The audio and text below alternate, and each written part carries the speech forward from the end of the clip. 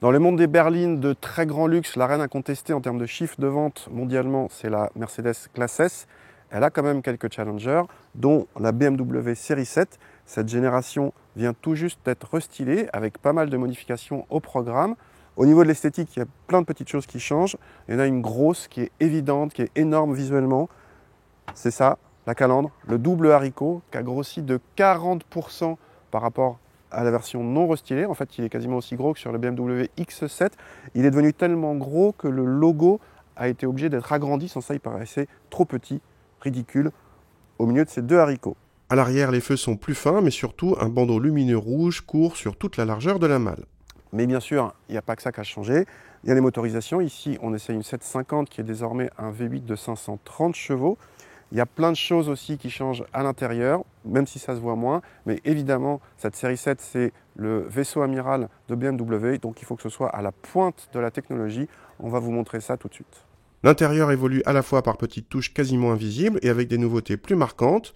L'isolation acoustique progresse ainsi via un vitrage plus épais, de nouvelles harmonies de bois sont disponibles tandis que le volant bénéficie d'un nouvel agencement des commandes. On note également l'arrivée d'un chargeur à induction et bien sûr, toutes les aides à la conduite moderne sont de la partie, au moins en option. La plus grosse nouveauté selon BMW est l'arrivée d'une nouvelle version du système multimédia de la voiture, avec une nouvelle commande vocale, mais celle-ci nous a paru nettement moins aboutie que celle des dernières Mercedes. La présentation est évidemment flatteuse, difficile à prendre en défaut, et par rapport à la concurrence, c'est plus une question de design et d'ambiance qui fera la différence que la qualité elle-même. À l'arrière, notre version allongée permet de s'installer en siège business, mais les écrans multimédia restent en option, même sur les très haut de gamme. Mais si vous cochez toutes les options, vous aurez un vrai salon roulant, on n'en attend pas moins à ce niveau de gamme.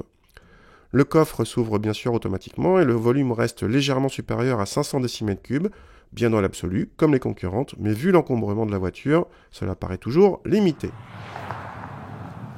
Charles Baudelaire, dans l'invitation au voyage, parle à un moment de luxe, calme et volupté.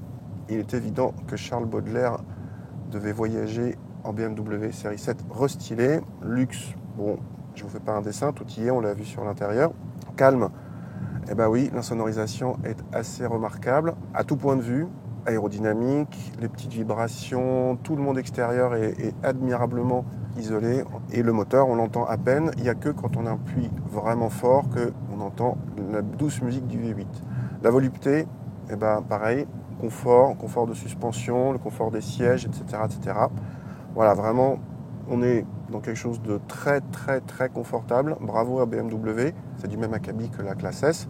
Seulement, dans cette série 7, il y a en plus une certaine agilité, oui, osons le mot, même si la voiture fait largement plus de 2 tonnes, elle est gigantesque avec plus de 5,10 m, et ben, il y a quand même une agilité qui est remarquable avec 4 roues directrices, avec tout un tas d'artifices qui rendent la voiture plus légère que ce qu'elle n'est en vrai.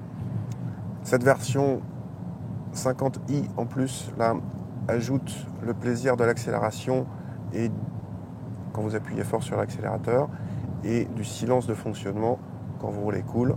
Du coup, dans cette série 7, on se demande quelle est la meilleure place, celle du conducteur ou bien celle des passagers arrière, alors que dans une classe S, clairement, c'est celle des passagers arrière. Cruel dilemme à bord de cette série 7. Si le V8 de 530 chevaux participe à la volupté de cette 750i, il fait logiquement payer ses prestations à la pompe avec un malus écologique maximal. Les versions diesel de 265 à 400 chevaux sont plus clémentes sur ce point, mais vous pouvez également échapper au malus avec la 745e, hybride rechargeable. Le tarif de notre modèle d'essai dépasse les 120 000 € hors option, et elles peuvent être nombreuses. La série 7 la moins chère est la 730D de 265 chevaux, juste sous les 100 000 €. La classe S et la 8 sont dans les mêmes eaux tarifaires, la 8 étant comme la série 7 étonnamment agréable à conduire pour son gabarit, mais la classe S est celle qui a l'image la plus prestigieuse. Et sur ce segment, l'image, c'est important.